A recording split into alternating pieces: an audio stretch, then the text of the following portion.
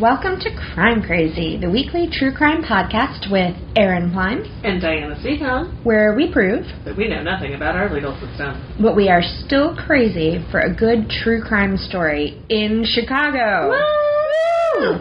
Happy 100th episode! Happy 100th episode! I can't believe we're at 100 episodes. That is crazy. Crime crazy? It is crime crazy. And you have been on every single one except one. I have. Yeah? Yeah, I've been on 99 of the 100. Awesome. I have no idea how many I've been on. Someday we should count. We should, but today is not that day. Oh, God, no, that's way too much work. So, Diana, since this will come out safely after we are home, do you want to tell everyone where we are and what's going on? And oh, my God. We are in Chicago. We came for the Chicago Podcast Festival.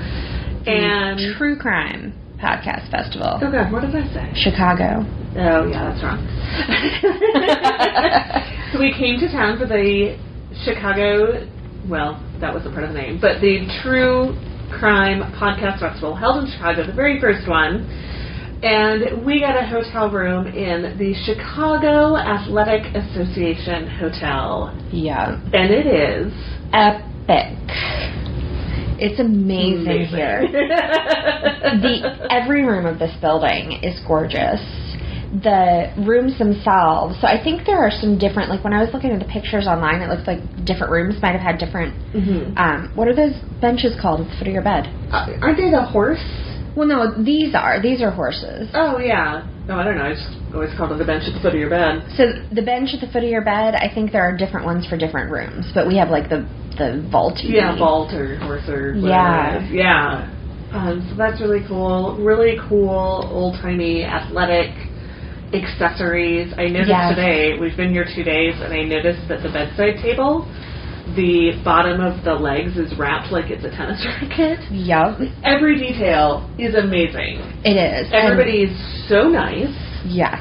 The food is good. The food is so good. It's expensive. Yeah. Well, but it's good. You don't eat for cheap here, except there's a Shake Shack on the ground floor. Oh my God. Shake Shack. All right, so 100th episode. 100th episode. We're celebrating. We are. Because we also hit 100,000 downloads. Oh my God. This past week. I'm pretty sure some of them aren't me. I would imagine. I mean, like, they're pretty good at catching, like, downloading on multiple devices with the same account, like that kind of thing. Oh, I have a bunch of different podcatchers. Gotcha. For different purposes, so I subscribe to us, I think, in all of them. All right, we hit 9,000 unique downloads this week. And Diana. Yes. So, 100th episode, 100,000 downloads, first ever podcast festival. Yes. First ever true crime podcast festival. Yeah. Like, that's its name. First time we've traveled together. First time we've traveled together. Yeah. First time I've been outside of the Chicago airport. Excellent. And I am fairly certain we defied the laws of physics. Oh, God. Physics. At least 50 times when we were driving. Not driving. Riding in a lift. And so, first time I've ever defied the laws of physics. Yeah. Yeah. Traffic is not fun here. No, it's scary. Yeah. It's crazy scary. Oh, you should see Toronto. Which I will be heading to the day this drops. Yeah. Okay, so, Diana. Aaron. You have to ask me a question now. Oh, I thought I was going to tell you that Crime Crazy is sponsored by Dave Hat. That's right. Woohoo! And Courtney Ellis. Woohoo! I was trying to do that in alphabetical order, and I really fucked it up. That's okay. Sponsors. Support Crime Crazy. I was looking at my notes. Through Patreon at the $10 per month level or above. Thank you. Thank you. Aaron. Yes. Do you know what today is? You know what? Honestly, I think it's Sunday. Yes, and Oh, you just yes-anded me on the totally podcast. yes-anded you. Oh, okay, yes, and? What else is it? It's the first time we're recording this month. Ooh, Even awesome. though it's the 14th, which seems ridiculous, but it's true. So I have to tell you... Yes. About all of our Patreon supporters. I'm excited. Yes. So first up, Rebecca Manners. Woohoo! Hey, welcome back, Rebecca. Thank you. Pegpool. Hey, Mom. Patty Snow. Hey, Patty. Jess Lee. Hi, Jess. Aaron Klein. Woohoo! Eric Boscana. Woohoo! Hey, Eric. Diana Seacon. Yay! Courtney Ellis. Hi, Courtney. And Brian Williams. Yay! If you would like to support Crime Crazy on Patreon, that would be groovy. Yes. Simply go to patreon.com and search for Crime Crazy. We give monthly shout-outs for all of our patrons and other fun stuff. Yes. And you know, there is now so much, well, there's not currently, but there a few days ago, there was so much Crime Crazy swag. And there will be again. So I feel like maybe there should be some more things going into the mail. I think there should be. Also, if you would like to get stickers from us, you can email us at diana@crimecrazy.com or aaron@crimecrazy.com. That's ERYN. And in fact, if you were listening to this before about July 21st, you should definitely email Aaron about it, because I'm not going to be checking it. What Diana means is this is just the pre-vacation to her next vacation, which is the pre-vacation to the vacation she's really, really excited about. Yeah. I'm sounding like a really fancy bitch here. You really are. 3 vacations back to back in 3 different countries. Oh, it's true. I hadn't even thought about that. Yeah. Fancy. That's right. So, I also have, Aaron, 2. 2? Count them 2. 2. 1, 2. Review shout-outs. Woohoo, guys! Thank you. We have a review from Colin the Dog 31 from the UK. A dog? Colin the Dog 31. Colin the dog. Okay. Thanks, Colin. Woof. Woof. There we go. And we have a 5-star, Colin the Dog left us a 5-star review. Thank you very much. And we have another 5-star review from Muppet's Mom from the United States of America on July 4th. Hey, thanks. Also, that was a month ago, Diana. Had we missed that one? It just, well, because we haven't recorded. It showed up on the 5th, but we haven't recorded. That's true. So thank you, Muppet's Mom, on July 4th. America, fuck yeah.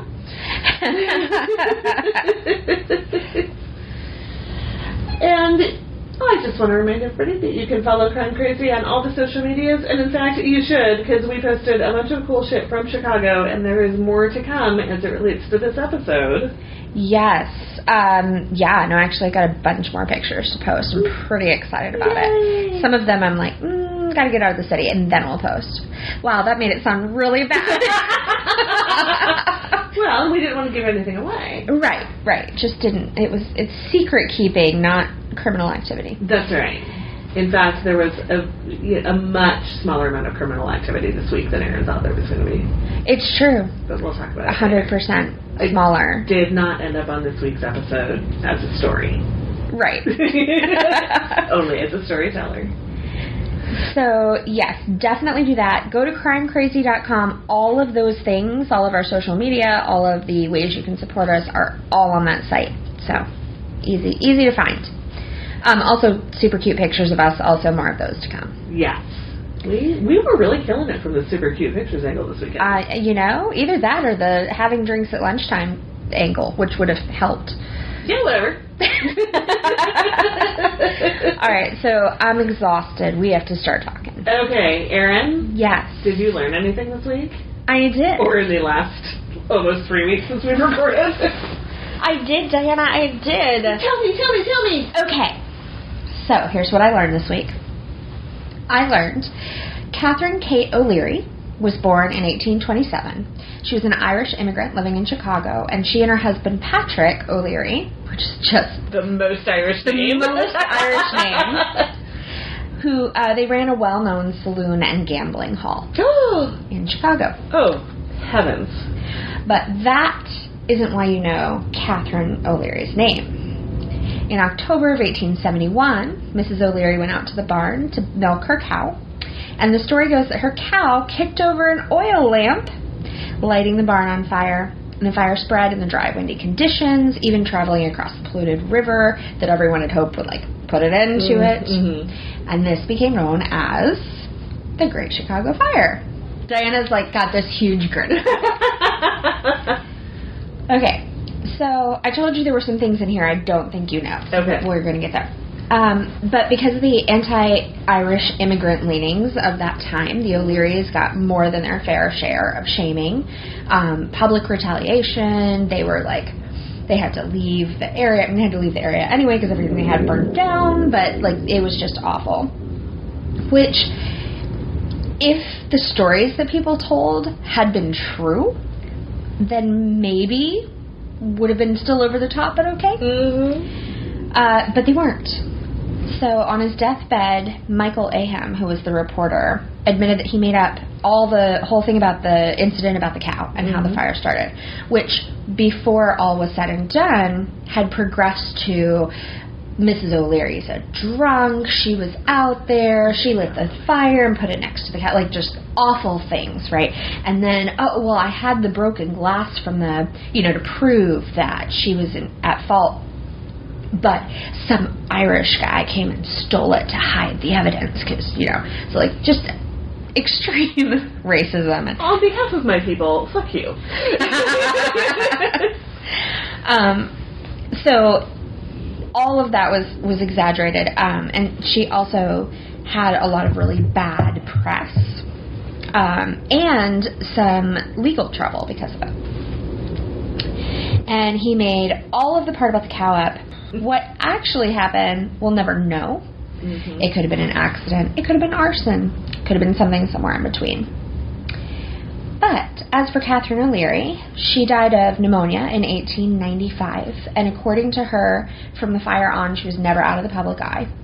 And in her obituary, they wrote, she died heartbroken. Oh. Right? Her last descendant died in 1936. But about 60 years after that, a really interested amateur historian, Richard Bales, gathered enough information to prove that Kate O'Leary was innocent of all of that. That there was no way to prove that she had anything to do with the fire, was negligence, or anything else. And so the Chicago City Council officially exonerated her in 1997. Oh, wow. Right? I mean, it sucks. That's 60 years after her last, living relative died. Right. But cool that in 1997 they were like, yeah, she's really suffered enough. Yeah. For not doing anything. So I'm assuming you looked that up because we're in Chicago? Well, and because we saw the site today. We did. Yeah. Yeah, we went on an architecture tour, a boat tour, and got to see all the things. And the guy was like, so you can't see it, but right over there is where... I could see the building. Yeah. But, yeah, right over there is where the Great Chicago Fire started. And it's where the cow kicked over the lamp, except that he didn't. Yeah. So. Awesome. Did you ever sing that song in school? No. What? There was a song. One dark night when we were all in bed, old Mrs. Leary took the lantern to the shed, and when the cow kicked it over, she winked her eye and said, it'll be a hot time in the old town tonight. Oh my God! You take that back about Kate Leary. According to her testimony, she was fast asleep when the fire started. That was a song we sang in school. That's terrible, Diana. It is terrible. So, I feel like something happened. There was the fire, it burned down the whole city, and then, 22 years later, they were rebuilt enough to host some, moderately popular event.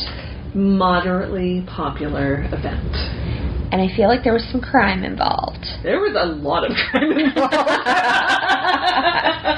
I mean, Chicago was not one of the safer places at the time anyway, but there was a lot of crime involved. There was a lot of crime around that time. Right. Are there any in particular that you would like to ruin for us today? Well, Erin, I was born with the devil in me. I could not help the fact that I was a murderer no more than the poet can help the inspiration to sing.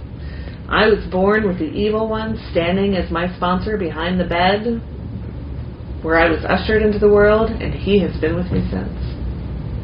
Wow, Diana. I didn't know you had that in you. I don't.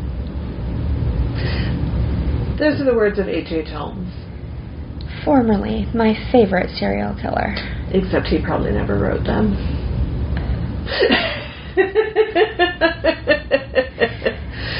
So today, in a move that is probably going to end our friendship, I'm going to tell you about H.H. Holmes. And I don't know if this is the episode title, because Erin's already named it, but if I got to name the episode this week, it would be In Which We Know That Everything We Know Is Wrong. That's not the episode title, because that is depressing. It is depressing. So, I think you should probably start, if I could make a recommendation, with what we know. So what we know. Obviously, we're talking about H.H. Holmes. Also, I tied this together 3 weeks ago on Crime Crazy. Oh, yes. Go back in time. I'm ready. I talked about Anna Delvey, the Russian woman who pretended to be a German heiress trying to start her own art space and members-only club. She lived on loans, freeloading, and spending money she didn't have through a little light check kiting.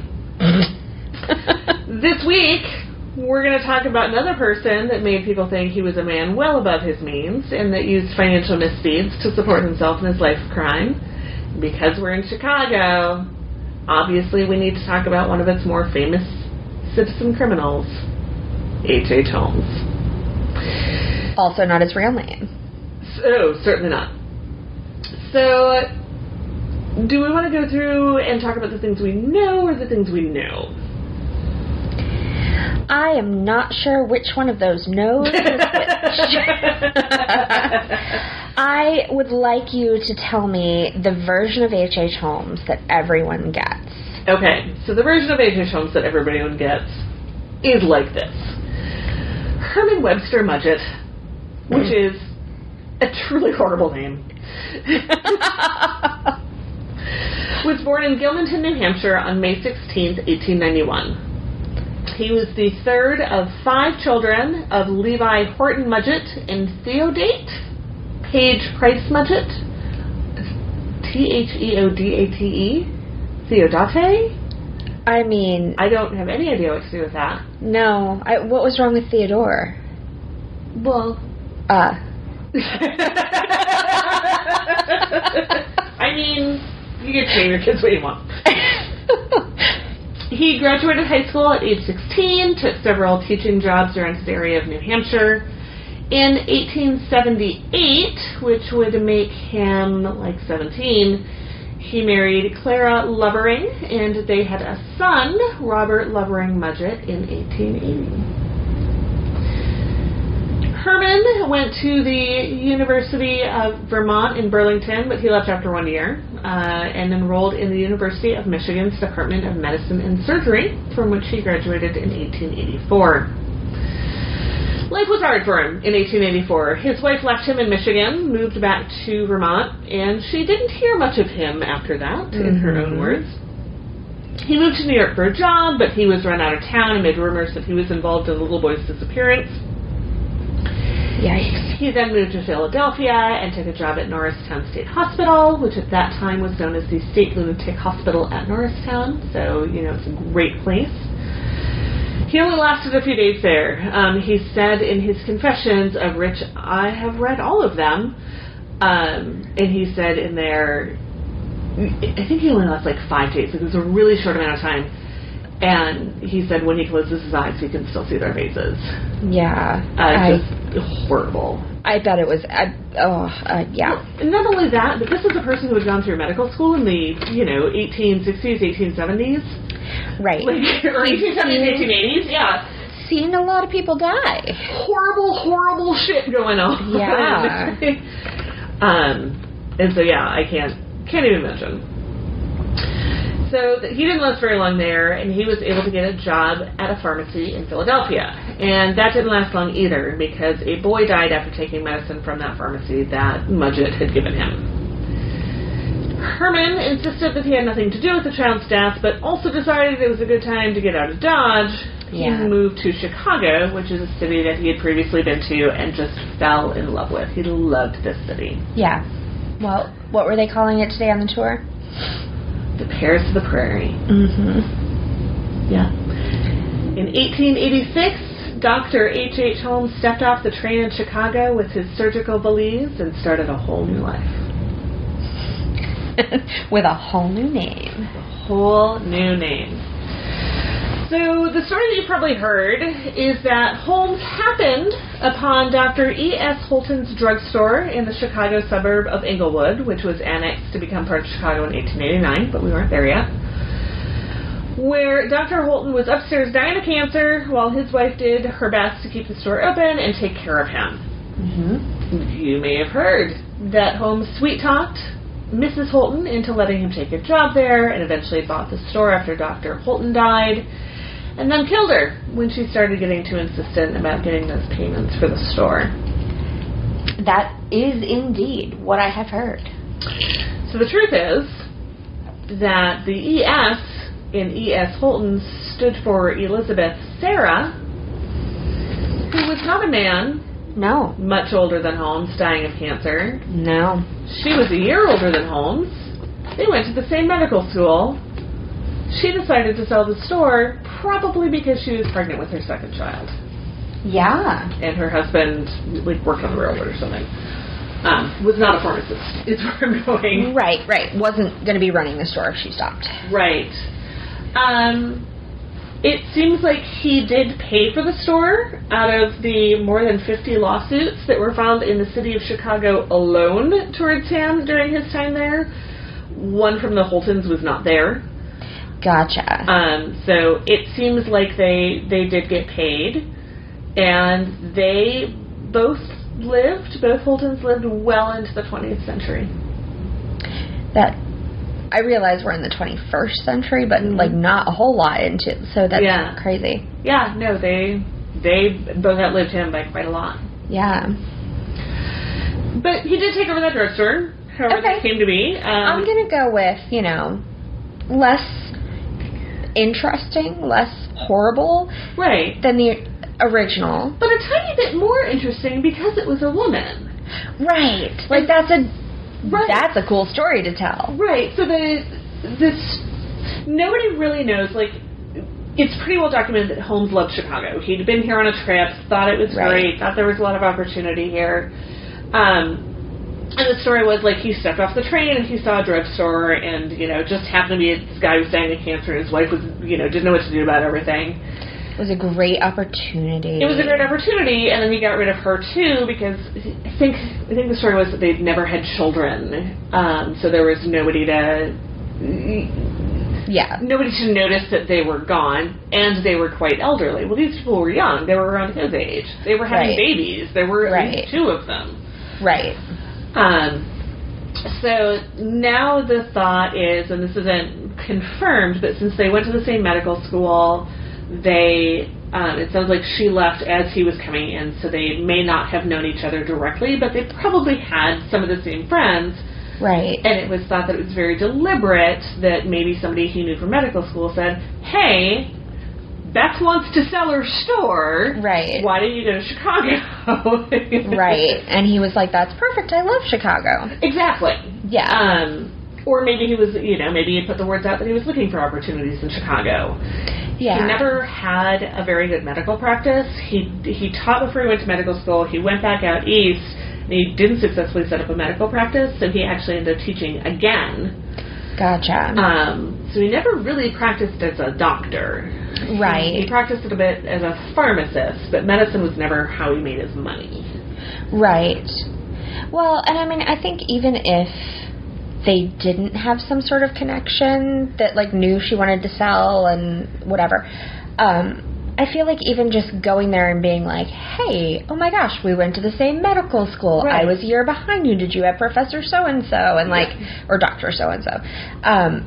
That probably would have been enough. Right. Like, walk in and she's thinking about it, then... Well, or even if it were actively for sale. How many pharmacists are just wandering around looking for a store to buy? Right. You know? That's true. That's true. So, yeah, I mean, it seemed to have worked out on both sides. Right. And the Holtons lived, it sounds like fairly close by. I don't know if it was still in the neighborhood, but, you know, until well after his death. Mm-hmm. Yeah, so they were fun.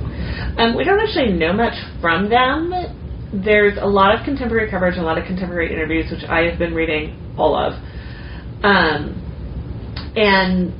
the Holtons are never talked to, and the thought is that maybe they were not approached because their oldest child died around the time of his arrest. Gotcha. And that maybe people that just didn't want to bother them. Yeah. But so we don't know anything from them. So that he paid and how it all went down and how they knew each other is largely speculation, because he is the one that started the cancer story. Yeah. It's in his confessions. So buying that pharmacy was just the stepping stone to what he really wanted to do, which was to own his own building with his own business in it. And he bought the lot that was kind of kitty corner from the pharmacy, which happens to be about the side of the subway that we went for water. Nice. Oh, Holmes, you could have done better, babe. Well, it's probably different. The neighborhood is different now.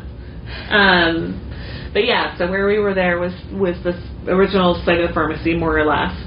And he bought the lot across the street, a full city block on the corner of 63rd and Wallace. And it was there that he would begin building what we now know as the Murder Castle. The Murder Castle! Murder Castle! So, tell us the traditional story, the well-known story of the Murder Castle.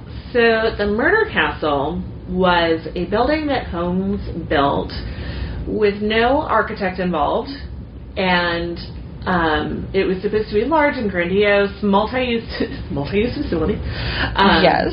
So it's going to have stores on the ground floor, and then like offices on the second floor, and then eventually and then apartments on the third floor. So offices and like hotel rooms, that kind of stuff on the second floor, and then longer term accommodations on the third floor. And the traditional story, which starts with Dr. Holton dying of cancer, is that he financed part of the building by mortgaging the fixtures in the Holton store, which of course they never paid for, and what have you. And that's, maybe it's true that he mortgaged the fixtures, but they were his, and that was fine. Or no, he didn't pay for it. But anyway, skip all that. So we don't really know how he financed it. He did buy the lot. The traditional story is that he had no architect involved, that he kind of designed the whole thing himself. There were supposed to be stores on the bottom, offices and short-term stay rooms on the second floor, and then longer-term, like, apartments on the third floor. Okay. And then, of course, there's the basement. Yes. Which is its own separate thing. Horrific. Yeah. So he designed this whole thing himself, kind of, as much as you can call what he did design, and he would hire people to build it. He would tell them exactly what he wanted and where he wanted everything, and he'd have them work for a few days, a few weeks, not a terribly long amount of time, and they'd be doing a fine job. And he would at some point say, you did this all wrong, get the fuck out, and I'm not paying you for anything you've done.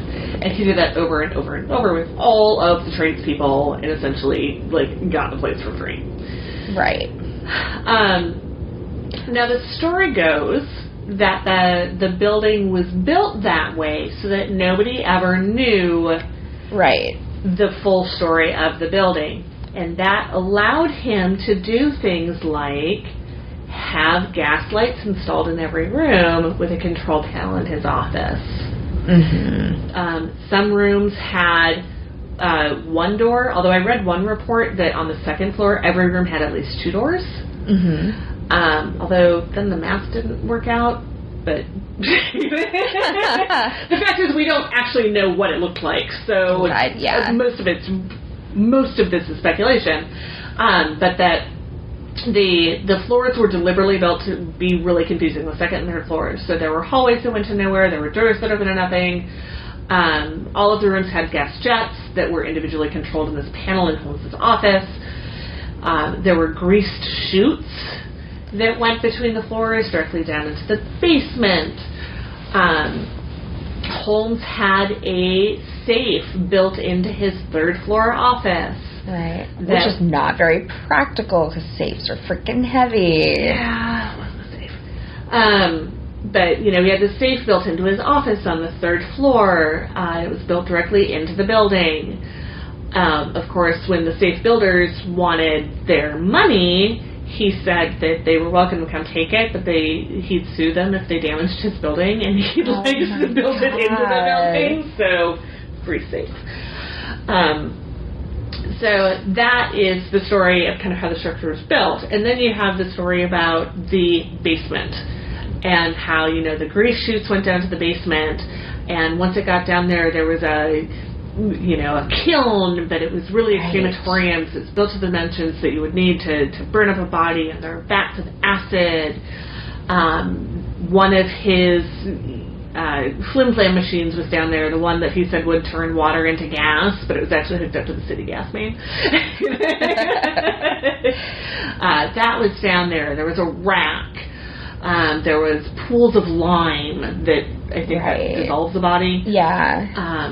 Just horrible, torturous place. Right. So what we know about the house is this. It was built. It was built badly. It was shoddy as fuck. At one point, the city was considering condemning it because it was so awful. It was badly built. And even in the writings of some of his flings later on, would write about, it was just dingy, and, all the other buildings in the neighborhood were nice and new and sparkling, and even though this was a fairly new building, it was just kind of, Yeah. I've not been able to find corroboration that there was a grease chute. Right. There was a weird stairway that went from the bathroom in Holmes' office in the third floor all the way down to the basement. And part of what made it weird is that there was a trapdoor in the bathroom, which is how you got down there. That sounds like a plan escape. If you're ever cornered and the police are like, we're going, okay, let me just use the restroom. Right. Except everybody knew about it. It was a regularly used passage. Oh, then weird. Yeah. Because it came up from, the back of the kitchen or something from the restaurant. It was handy. Was it just lazy placement? I mean, he didn't know what he was doing. Right. The speculation at this point is that he put it in place so that from his private apartments, if he killed somebody, that he could take them downstairs and nobody would know. Okay. And take them right down to the basement. It was a stairway that went to the basement, as far as we know, but everybody knew it was there. Right. There were gas lights in every room on the second floor. Right. They were not hooked up to the gas. Oh. Back around that time, there were a lot of fixtures that were both gas and electric, because electricity wasn't always reliable. So then you could flip it to the gas. He decided that electricity was reliable, and they were electric. The gas was never turned on. Interesting. Okay. The second floor was apparently a fucking horror show of tiny rooms and too many doors and all of that. And again, the speculation is that it would confuse people, which was probably part of the plan. Right. and then people couldn't escape. And, of course, there's talk about they were soundproofed, and they were, lined with, was it asbestos that they were doing for soundproofing? It was something that was super toxic. And maybe that was, because, again, that was pretty common standard for fireproofing and whatnot during the time. But they think now that the real reason it was constructed like that is because that's where Holmes would hide all the stolen shit that he had. Right. And there was at least one person who speculated at the modern time, or at the contemporary time, that when the police came, because the police knew about this building before the World's Fair, BT Dubs. Right. And they'd been in it, and they'd searched it for all the stolen shit. Right. They speculated that he had a couple of his guys, like, moving shit out of the rooms as they were moving through it, and then going back behind and putting it back. Which just sounds like a cartoon. Yeah. Like, that's not real. Yeah. There was also, they called it the half floor. There was something between the first and the second floor that was like a 10 by 10 space, so a fairly decent sized room. Yeah. That he also used to store stolen goods in, and sometimes the kitchen boys would sleep up there. But of course, once that was discovered, that was where all the bodies were hidden, and blah, blah, blah, right. blah. What else can I just story about the house? So it wasn't originally 3 stories. It was originally 2 stories. The third story was added 3 years later. Okay. There is a story that when Holmes was getting ready to get out of Chicago, that he set the building on fire for the insurance money, and that's probably true. The building did burn pretty severely, but it did not burn to the ground. The first floor was fine, and the shops continued to operate. The second and the third floors were pretty fucked up, but they were eventually rebuilt, and that building did not come down until the late 1930s. And you were almost born then. I was almost born then, but the picture in your mind the murder castle. Yeah. The picture that you're picturing was taken in the 30s, but it's always cropped so that you can't see the 1930s car that's parked in front of the building. Oh. I mean, okay. And I assume that when they rebuilt the upper stories, they did a better job than the first go round. Yeah. So Holmes was a criminal. Yeah. He was a murderer. He was a criminal. He was a con artist. Right. He wasn't a good guy. Right. He definitely didn't murder as many people as we think he did. Which, I mean, I feel is fair, because he's sort of like a movie monster, right? Like, he's unreal when you read, like, Devil in the White City, or, any of those. He's a cartoon character. He is a cartoon character, but he was really mostly a thief and a shithead. Right. He was very smooth. They would talk about how collectors would come and they'd be best friends at the end of it. He did seem to be a reasonable businessman, although he was noted as being pretty stupid in medical school. Well, they kind of describe him as just like dull and uninteresting and kind of dim, which is not the impression anybody else got later. Right. So I don't know what that's all about. Yeah, well, because if he's going to be a great story, he's this smooth. If you're dull and dim and you get people, then that's bad. Well, right, but no, I think the contemporary coverage pretty well establishes he was clever, and he was very manipulative and skilled at getting his way. Right. But he stole a lot of shit and sold it. Yeah. That was kind of his main line. So all of this rabbit's warren of rooms and that story and a half was really meant to conceal stolen goods, not to murder people. Right. So we can pretty much confirm that he murdered 9 people. Which I'm going to just go ahead and point out is a shit ton of people. It is a shit ton of people, although I haven't gotten all the way through it yet, but I'm reading another book. So let's go back for a second and why all of this shit we know is wrong. A couple of different people, and I've used I've read so much over the last couple of weeks about this guy. I started out with the classics, Devil in the White City, Depraved by Schechter. I reread both of those. I did a bunch of searching. And then I found a couple of new books, one of them being, here's my computer here, H.H. Holmes, A True History of the White City Devil. And the reason I bought it and I started reading it is because I read about the book and it talked about how everything we know about H.H. Holmes is wrong, because a lot of what we know, and we'll talk about that in a minute, about the supposed ways of killing the victims and how the building was built for it, was based on things that incompetent cops told to sensationalist newspapers, and then was taken as gospel, even when the next day they would come back and say that they were wrong. Right. And then it was inflamed by pulp novels. Yes. And I don't want to throw anybody under the bus, because both Depraved and Devil in the White City are great books. With a lot of accurate research about certain things. Yeah, not really. Well, the architecture. The architecture. I mean, I have no way to discredit that because I don't know anything. But, yeah, that's probably all fine. But they never went back to the contemporary primary sources. Mm-hmm. They bought into Mrs. O'Leary's cow. Yeah. So, yeah.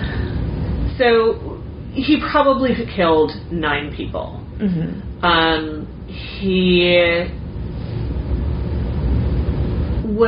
He killed Julia Connor, who was a mistress. She and her husband were running the jewelry store at the castle. Gotcha. And started sleeping together, and the story is that he either accidentally killed her during an abortion that he was giving her, because she was getting demandy about him marrying her, and he was already married to a couple of other broads. Right. By the way, there are direct descendants of H.H. Holmes. That is amazing. Yeah. So he may have either purposely or accidentally murdered her. Right. We can't really prove, there's no proof that she was murdered, but once he was arrested for the Peitzel murders, mm-hmm. and they went and investigated at the castle, they did find the bones of what is probably her daughter, Pearl. Oof. Yeah. So they both disappeared around Christmas of that year, 1891. Right. They were never seen again.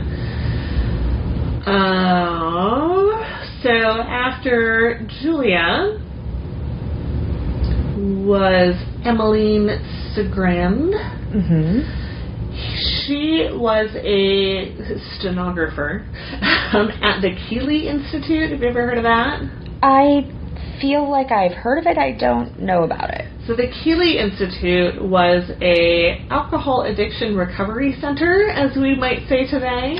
Uh-huh. Except it was absolute horseshit. Right. And Sawbones actually did a really good episode on the Keeley Cure. God, I can't talk today. So you should check that out. Yeah. But yeah, he said it was like the gold cure, and he said gold was mixed in, but it was probably like colored water with flavors and shit. Right. Yeah. So Holmes had sent what we generally believe to be his right-hand man, Ben Peitzel, to the Keeley Institute to get off the booze, because he had a bit of a problem with that. Right. So that all does seem to be true. So he sent Ben to the Keeley Institute to get him off the booze, and Ben came back and was talking about this stenographer that was really pretty. Right. And Holmes wrote to her and offered her double her salary to come work for him. So she did, and of course they became involved, and then he killed her. Nice. Yep. He's charming. Well, super charming. So the story is that he killed her, and that she So he killed her, but beforehand he had her write out a bunch of envelopes to, like, her family and friends. Yeah. And once she was gone, he put together a marriage announcement announcing that she had run off and married one of his aliases. And then when her family came to ask, like, where did she go? Right. And he said, I don't know, she and the new hubby moved to Europe. Right. Which, back in that day, happened. Right. And it wasn't like you could call them. Right. So then he met a woman named Minnie Williams. Well, hold on. Can I clarify something about the previous? Yeah. Was this version that you were telling us just now the real one, or like the popular belief? So she did work for the Keeley Institute. Mm-hmm. She did end up with Holmes. That all seems to be true. Mm-hmm. She did disappear. Okay. So I'm going to vote for true. I'm going to vote for true. It could be that she just ran off. Probably not. But there was never really any evidence other than he said he did it. But he said he killed people that are still alive. So he's not a super reliable witness. Beautifully written shit, though. Yeah. I did read all of it. So the next one is Minnie Williams. And we don't know how they met. There's a lot of speculation. There's some talk that they met in Chicago after she had come here for something. There's talk that she had been in Boston when he was there, and they'd met at a party. Mm-hmm. So there was talk that, like, she was looking for a job, or he went to an employment agency looking for somebody. Right. But she was a pretty interesting character. And the story that you generally hear is that she was kind of a dim-witted actress that was really pretty, but kind of dumb. Mm-hmm. And she had been raised by an uncle because her parents died when she was little, and the uncle had been wealthy, and he had recently died and left her a piece of land in Texas. Right. And that Holmes knew about that and wanted to get with her. Land. A depressing clarification. Yes. In truth, well, I don't know in truth. In contemporary accounts, some people just said, like, she was a nice little lady, and some people said Holmes was afraid of her. Really? Yeah. And she probably wasn't dumb. She was an actress, yes, but she was also an elocution teacher. She was highly educated. Right. You know, she may have been naive, but I don't think she was dumb. Right. So she starts working for Holmes. They get together. She decides that she's going to marry him and wants her sister to meet him. Right. And her sister is her sister lives in Texas. She is skeptical of this whole situation. Sure. And Minnie tells Harry that her sister is skeptical, and he says, tell you what, you tell her that during her summer break, she's a school teacher, pack all of her shit up, bring what she wants to Chicago, leave what she wants to Texas, 'cause that's apparently what you did. She can come stay with us. We'll go to the World's Fair. We'll spend some time together. Right. We'll be a family. She'll see that this is great. She'll see that this is great. Her mind will be at ease. And then if she wants to stay with us, cool. If she wants to go back to Texas, whatever. Right. So even in the popular culture, there are a couple of different stories. Nanny is her sister. Yeah. Her real name is Anna, but she went by Nanny. Nanny is her sister. She comes up to Chicago, and one of the stories is that he immediately took her to the murder hotel, killed her, and that was it. Yeah. Devil in the White City portrays it as she came up. She didn't see the building for a while because Holmes had rented himself and Minnie an apartment a little ways away. They went to the fair a whole bunch. They had a good time. At the end, she was calling him, or not even at the end, you know, a little while in, she was calling him Brother Harry. and they were making these plans. They were going to go take a nice vacation in Maine, and then they were going to, I think, go to New York, and then they were going to go to Europe. Right. And he thought that Nanny had some inherent talent as an artist, and he wanted to set her up on an arts education in Europe. Right. We can't even prove that he went fair. Right. So, again, in the popular fiction, there are a couple of stories about how Nanny died. Mm-hmm. One story that was really only repeated in one source is that she and Minnie got into an argument in the apartment, and Minnie killed her with something, like picked up heavy evidence and like beat her to death. And then that Holmes like took her back to the castle and dissected her body, and then called his bone guy to come articulate the skeleton. Right. I don't think that's what happened. I mean, right. Maybe, I don't know. But the more commonly known story is that at some point during this trip, after they had planned their great big vacation to Maine and beyond, that Holmes and Nanny were at the building by themselves, relatively speaking. Right. And Minnie was in the apartment resting. He took her on the tour. They ended up in his office with the vault. Right. So when you think vault, what do you think? Like a bank heist vault. Right, like a great big safe type thing. Yeah. So that's what I always thought too, is that he'd had it brought in, he'd built it into the floor. Right. And then you hear the story about of the predator. Room. Right. So he did have a giant safe like that, but it was on the first floor. Okay. And he did build it into the building. Like the story about them wanting to come and repro it and him threatening them, like that's probably true, but it was the one on the first floor. Because who puts that shit on the third floor of a shitty building? Right, it's going to fall through. It's going to fall right through because the building is garbage. That seems like a minor detail. Right. So the safe or the vault or whatever you want to call it was actually just a small windowless room. Right. That was built, and then a larger room was built around it, and then the space in between was filled with, I don't remember what they, like sand or asbestos or maybe a combination, I don't remember which, but like shit to deaden the sound. Oh. And then a strong door, but not like the safe door with the combination and all of that. Right. Just a strong door. That's not... Okay. Yeah. So the popular story goes that one of those gas vents went into that vault, and that's how she died. And it does not seem like there was gas. Well, I mean, there just wasn't gas. So that probably wasn't it.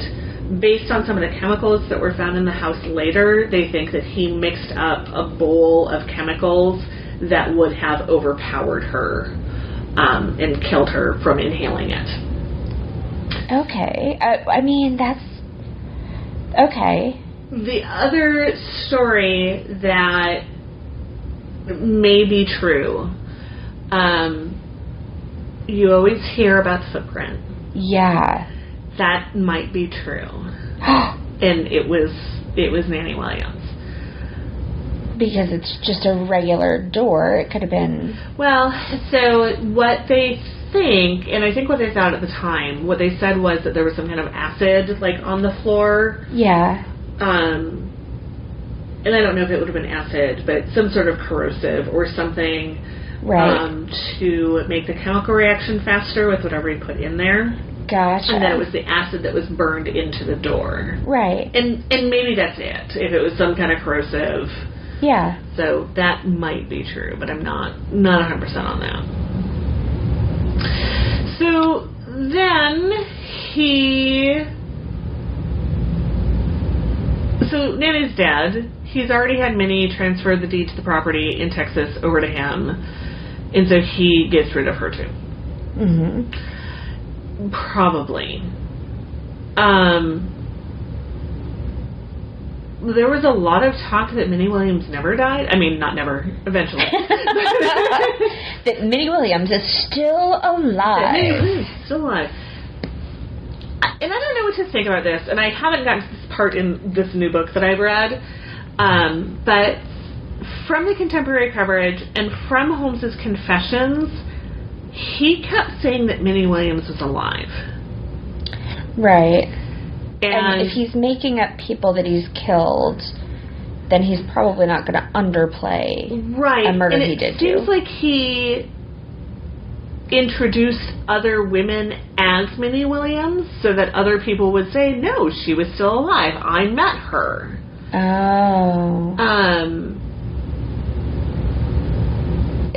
There was a little talk that maybe she was in on everything. So I'll be interested to see, because some of the contemporary coverage does say that they met her.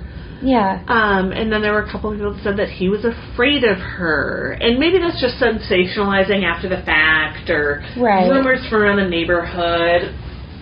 But there are some factions that think that Minnie Williams was not killed by Holmes. Mm-hmm. So, Interesting. Yeah. The other thing that is interesting, I haven't talked about Benjamin Pitezel very much here, but the popular fiction is that Benjamin Pitezel was his right-hand man. He was the one that, did kind of all the dirty work. He was a drunk that was always out of money. He and his wife and their far too many children. It was 5. Which, I mean, as a mom of 3, I'm going to say it's far too many children. Right. But... As a mom of 1. Right. And that he was kind of a shiftless, ne'er-do-well drunkard. Right. That seems to be true. What does not seem to be true is that he was Holmes's right-hand man, because a man named Quinlan was. And Quinlan outlived all of this, and in fact did some interviews afterwards that were pretty interesting. So he was the one that did a lot of the work around the castle, that orchestrated some of the stolen shit, that sort of thing. Right. Pitezel is much more minor than we think he was. He was just someone that worked he was one of the inner circle. He definitely worked there. Holmes took an interest in him and his family, obviously, because he picked them out for some criminal enterprise. But he was not as integral to the overall Holmes story as we think he was. I gotcha. So it's almost like the character in, like, maybe Man in the White... Devil in the White City. Man in the... What time is it? Yeah. Is what an I think he embellished of it. Yeah, it's or like combined them. Maybe, yeah. But it does seem like he'd been around for a while. He was the one that told him about Emily and Sagrand. Like that all seems to check out so far. So the Pitezels were always a family that had been in rough shape. They'd moved around a lot. Ben wasn't good at keeping a job, what with the drinking and whatnot. Right. They had some kids. They had one child who died when she was very little. And by the time this all started, they had a new baby. So they had 5 living children at the time, 3 girls and 2 boys. Okay. So Holmes had come up with a life insurance scheme, which is your standard, take out a big life insurance policy. Right. We don't kill you, because I wouldn't do that, because you're my friend. Right. But we get a body that looks like you, we fuck it up so that nobody can tell it's not you for sure, we collect life insurance money. Yes. So, I like that we get a body is just like no big deal. The rest of it, okay, whatever. But we get a body. The popular story is that he was a pretty accomplished grave robber. Yeah. And the true story might be that he was a pretty accomplished grave robber. And at the very least, he just had access to bodies.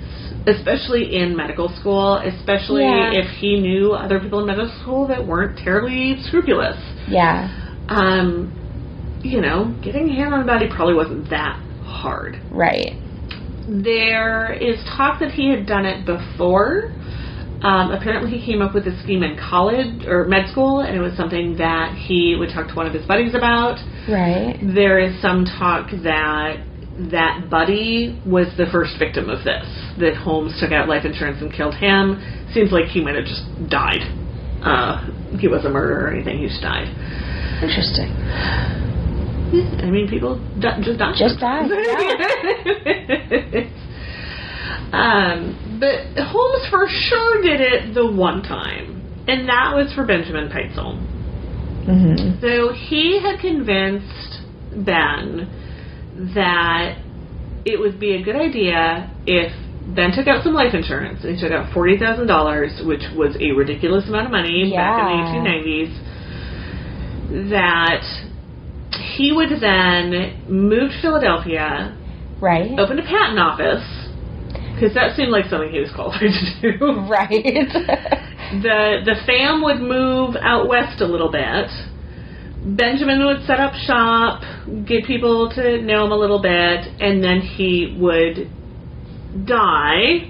Right. With air quotes. Right. Holmes would find a body. They'd put the body out. Ben would go out west to live with the fam under a different name. Everybody gets money. Right. Everything is awesome. Everything is awesome. Everything is cool when you're part of a team.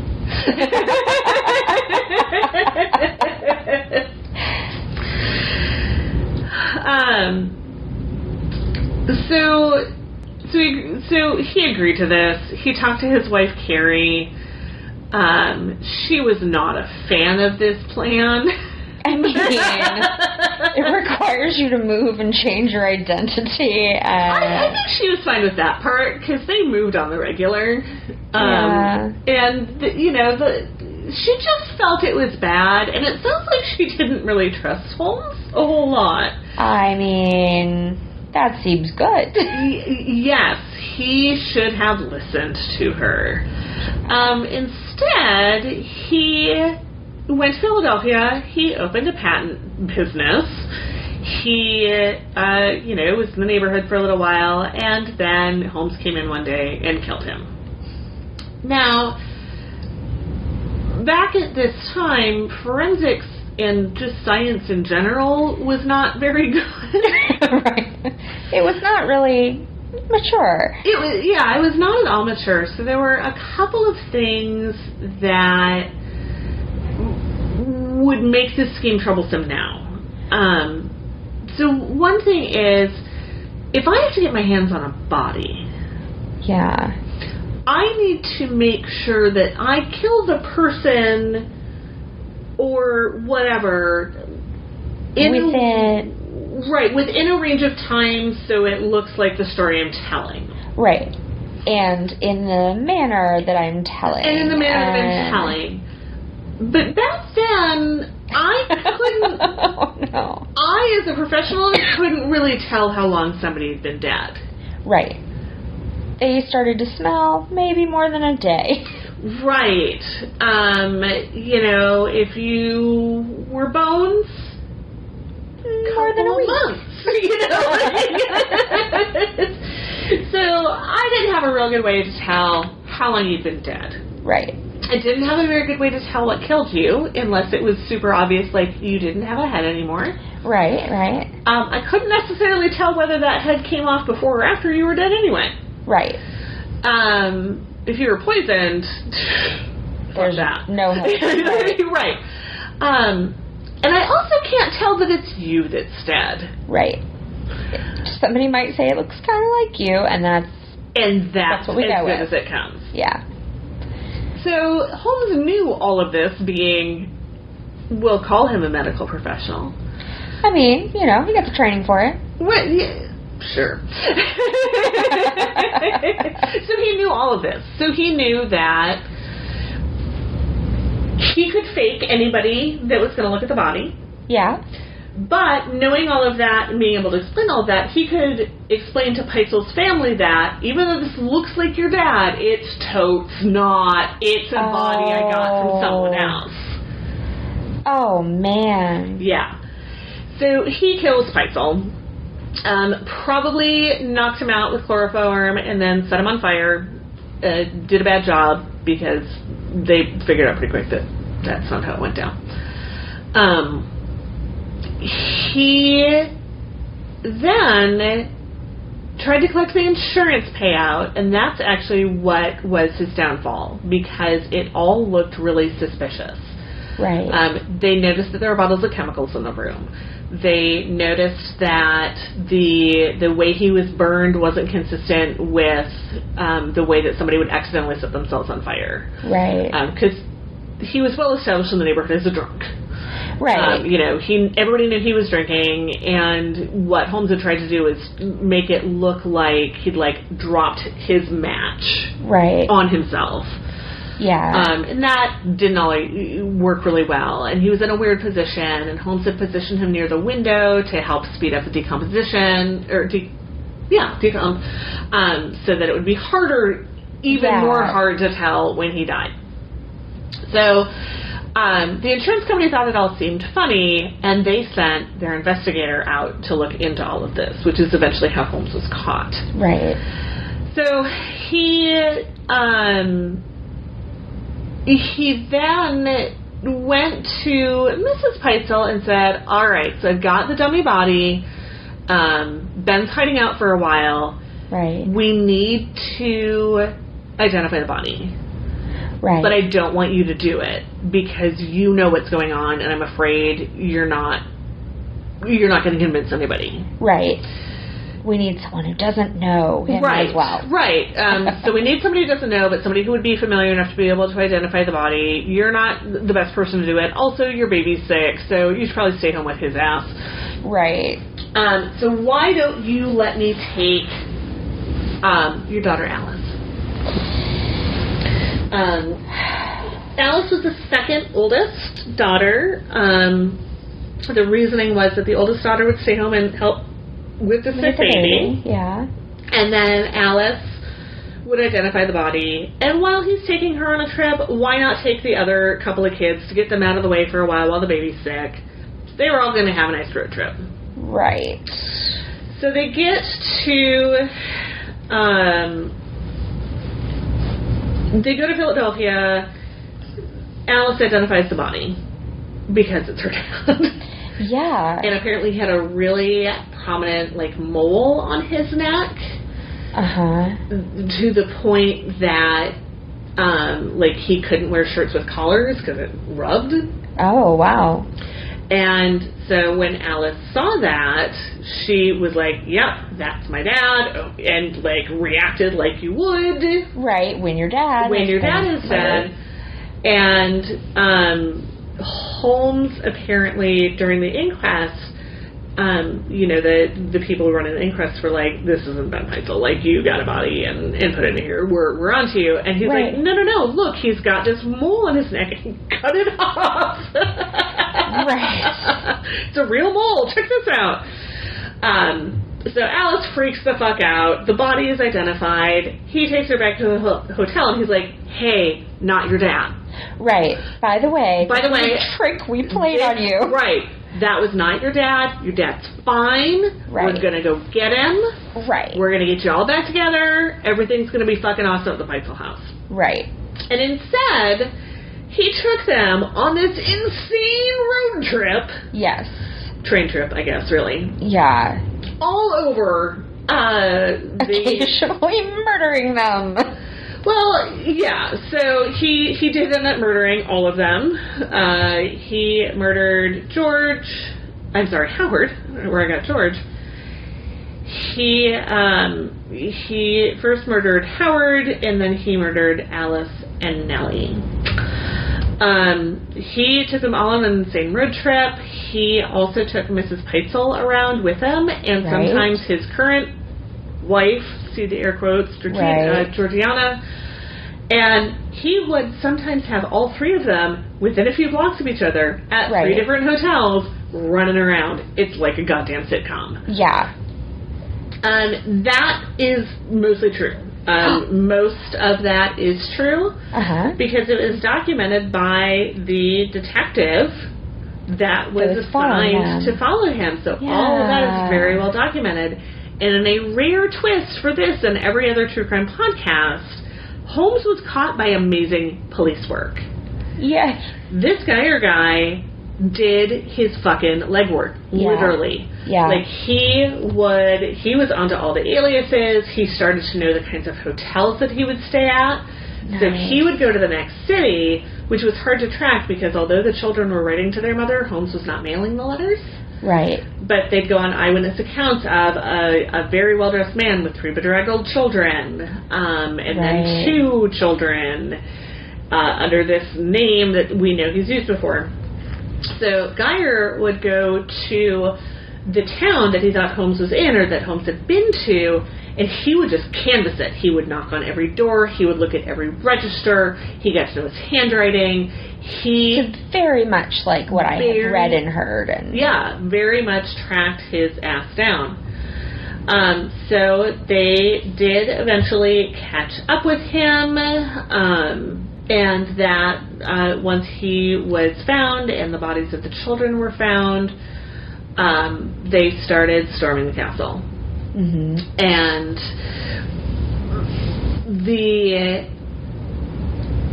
the coverage and even some of the contemporary coverage talks about how when the police went in to look through the castle, they spent a lot of time in the basement, of course, because, basements. Right.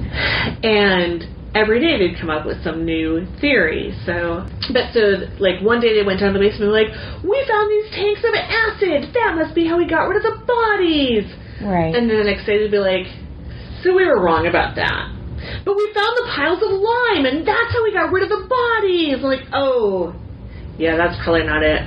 But we found this furnace, and that's how we got rid of the bodies. Oh, it was never turned on. Right. So that's where we get a lot of these stories. Right. Is they came out and they're like, this is how it happened, and nobody ever noticed that it was wrong. So apparently at one point, neighborhood boys got a kite and put a sign on it that said, this was the kite of H.H. Holmes, and it's how he got rid of the bodies. Oh, my God. Wow. Yeah, like, it got fucking bad. Right. So he was caught. He went to jail in Philadelphia. He was put on trial for the murder of Benjamin Peitzel. By then, of course, it was obvious that he had also murdered the Peitzel children. He wrote at least 3 confessions. Right. He sold exclusive rights to his story to 3 different newspapers. And 2 of them got slightly different versions from each other. I don't think the third one got anything at all, but I'd have to go back and look at that for sure. Right. He maybe never wrote I Was Born with the Devil in Me. I have read his confessions. They're fucking crazy. Like, even for somebody who's trying to sound like he's got it together, they're awful. He eventually confessed to murdering 27 people. Some of them were still alive, so that was definitely not true. Right now, the murder count is considered to be 9 by most people. Mm-hmm. I would be interested to see, as research continues, if that drops. Oh, really? Mm-hmm. Yeah. I forgot the other part. There was also some talk at the time that he got rid of bodies, like he would dissect them, and then he would give them to an articulator. Right. That's the correct career term. But a guy that would take them and turn them into skeletons for, like, medical schools and what have you. And the guy that he cited, or the guy that's named, is actually the son of the guy that Holmes actually knew. Right. And he was not an articulator. He was kind of a ne'er-do-well, and whose own family at the time said, he's just a drunk, please don't believe anything he says. Oh, wow. Also, the medical school that the skeletons were purported to be sold to could prove, because they kept records, that they had not bought any skeletons during that time period. Was it absolutely okay to buy skeletons from a random person, or would they have, I'm just trying to save my version of the story, ever So the story was, the popular story is that the guy, and I can't think of what his name is right now, was the articulator for the medical school. Like, he would sometimes take the bodies and put together, like, models and stuff. Right. And that Holmes just paid him as a side gig. Right. But, yeah, no, that's how they got him. But was that how they got them because they were desperate for skeletons as they were trying to make advances in medicine, or is it that's how they got them because it was totally acceptable practice that everyone was cool with? It seems like it was acceptable. Gotcha. I don't think they were hard up for skeletons. They were hard up for cadavers. Right. But skeletons don't seem to be in demand. And they paid for the skeletons when they bought them. Right. And yeah, I mean, you don't need to be licensed or anything. You just have to be decent at it. Sure. I just feel like someone should be asking where the bodies came from. But people just didn't ask that at the time. You know, you had your in-house resurrection man because, you know, they made a point that at the time that Holmes went to medical school in Michigan had said, like, we don't want this resurrection stuff going on. That's, you know, distasteful to us. Yeah. We will supply the bodies for the medical school. Like, we will get them and obtain them and we'll distribute them out to you. But they could never meet the demand. Right. And other states did the same thing, and it was kind of the same thing, that they couldn't meet the demand with bodies that they had the right to donate. So I'm guessing it was mostly like criminals. Right. So there are always resurrectionists. Yeah. And Holmes might have been one of them. He might not have. Honestly, it could go either way, not only with him, but with most medical students of the era. Yeah. That was just what you had to do. Yeah. Ugh. Right. So he was convicted. Yeah. He wrote some articles. He wrote a bunch of letters. He, you know, claimed he was possessed by Satan. Yeah. I feel like everybody gets there at some point. But none of it worked. On May 7th, 1896, he was hanged. There is usually a story that he swung for 20 minutes before he died. Ugh. That was pretty common. Ugh. Yeah. Oh, God, that's awful. Yeah, there is one of the sources I read made some jabber. It was responding to jabber. It's like, well, if he'd been hung in Chicago instead of Philadelphia, like, we'd have done the job right. Right. And the retort was like, no, that's what it takes in Chicago too. Like, everybody's bad at it. So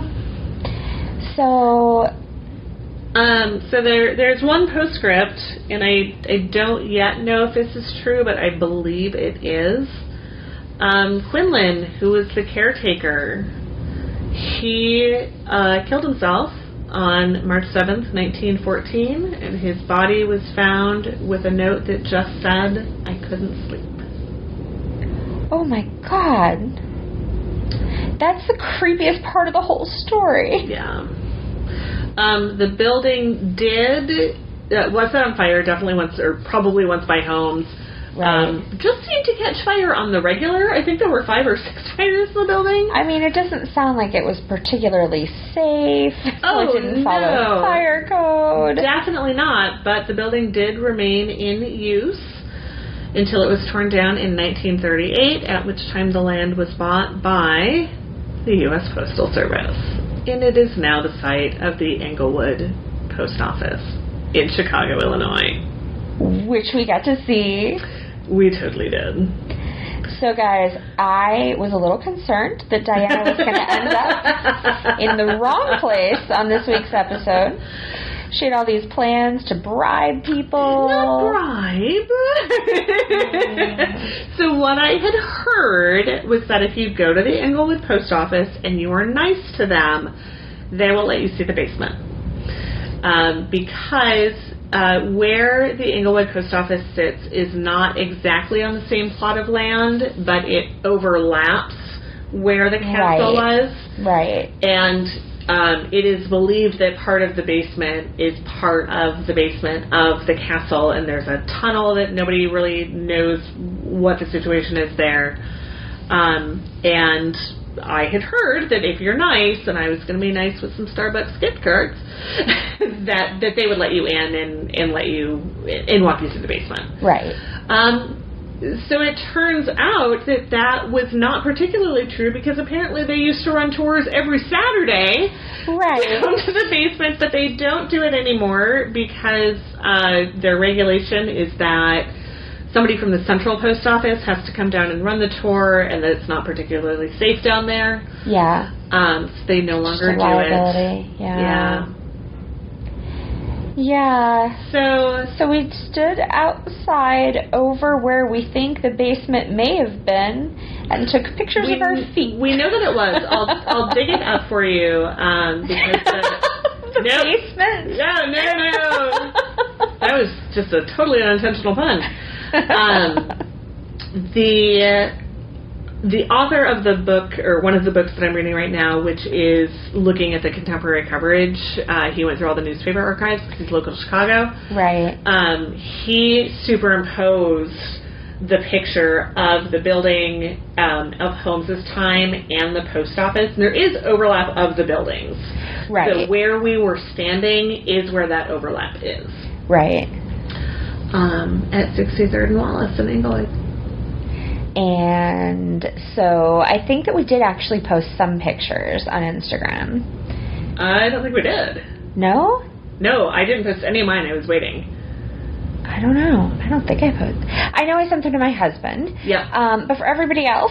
I sent them to my family, and they did not respond. Yeah. Mine, meanwhile, went, oh, are you standing over the spot where the castle was? And I was like, oh... married forever.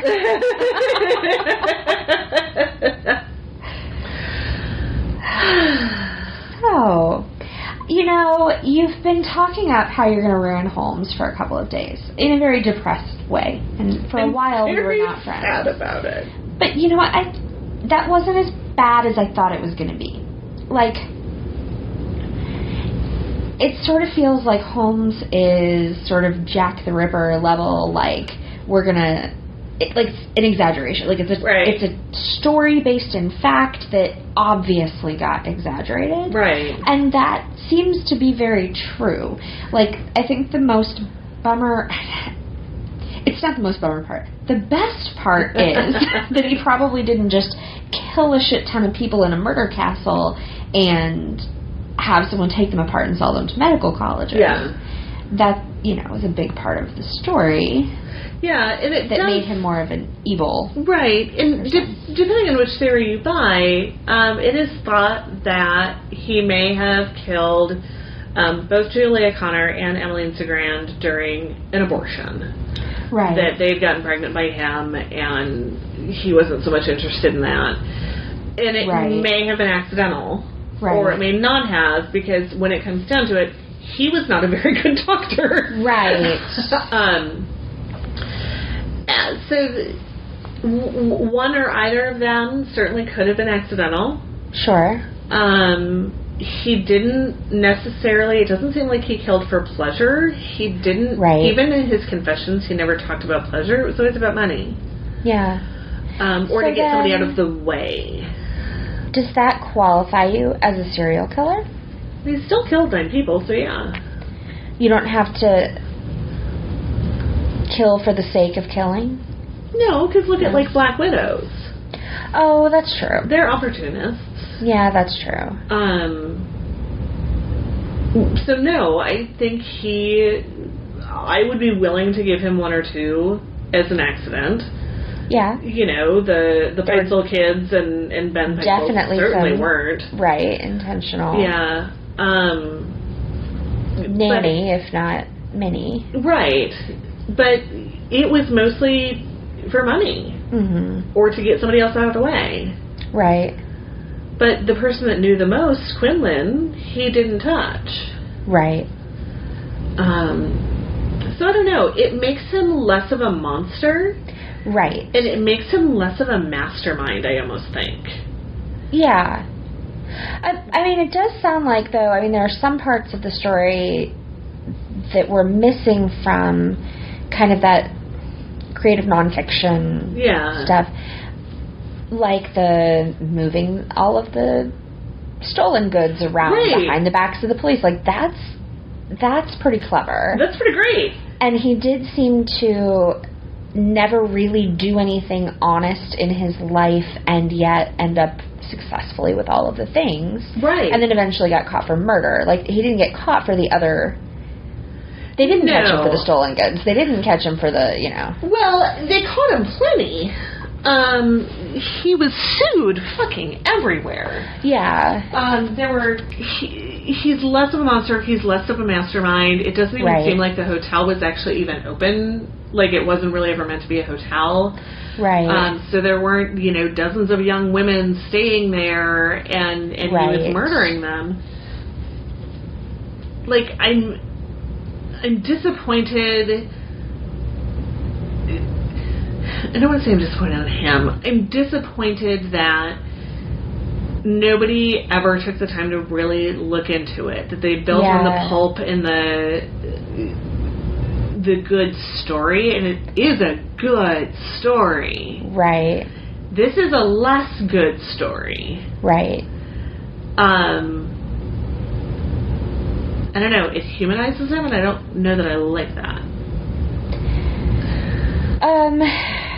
Yeah. I think it just turns him into, like, more of a perfect evil villain. Mm-hmm. Like, he's not just... I don't know. It's not like true crime anymore.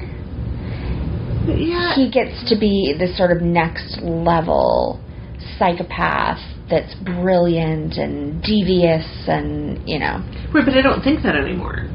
No. And we were talking about getting caught. He got caught all the time. Yeah. He was sued constantly. Everybody knew he was a goddamn crook. Right.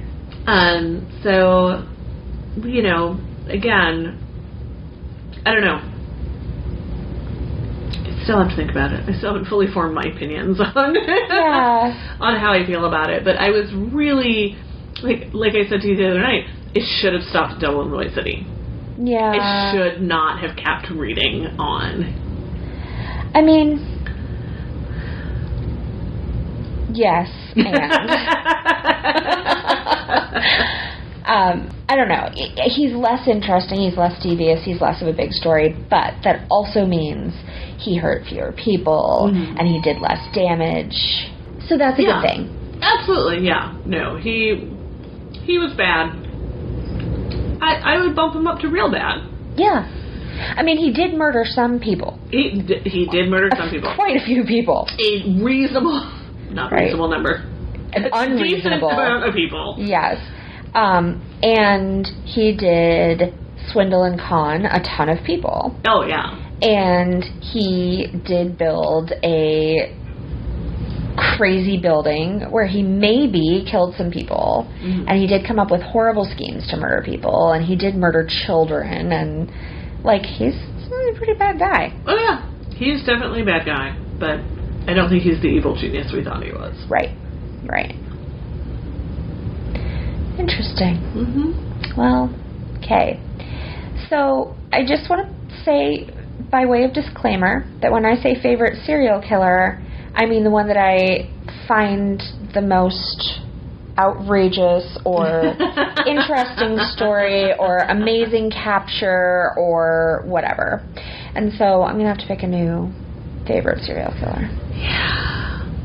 Probably going to be a cannibal. Yeah, that seems like you. Yeah. You're not going to go all Dahmer, are you? No, I don't know. It's too mainstream. You're going to be all hipster about it? I need to be all hipster about it. I can't do that. I'm technically a millennial. There are other things. Yes.